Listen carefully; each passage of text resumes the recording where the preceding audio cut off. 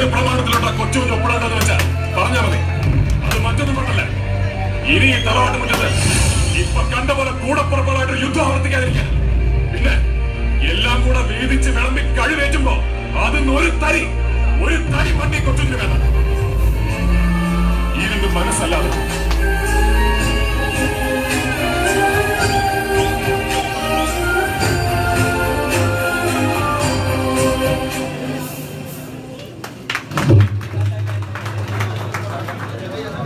അസ്സലാമു എല്ലാവർക്കും സുഖമായിരിക്കുമെന്ന പ്രതീക്ഷിക്കുന്നു. സുഖമായിരിക്കട്ടെ എന്ന് ആത്മാർത്ഥമായി പ്രാർത്ഥിക്കുന്നു. അതോടൊപ്പം തന്നെ നല്ല ഒരു പുതുവർഷം കൂടി ആശംസിക്കുന്നു.